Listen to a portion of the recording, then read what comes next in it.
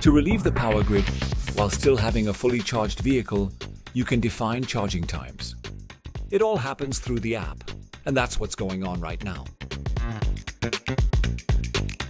To do this, go to the app's homepage, select Extended, and then tap on Time Control. Here, select the day of the week and define the charging times. With Add Event, you can define the charging times for every day. You can also set the charging duration, as well as the current and the amount of charge. Click on Save, and you'll have your own charging event displayed in the overview. This way, you can create multiple My Events for each weekday and use the Transfer Events button. You can also copy to other days, and it's super easy from wherever you are.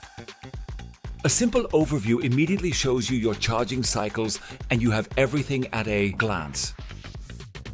Of course, you can deactivate the entire time control at any time through the app and turn it back on with just one click.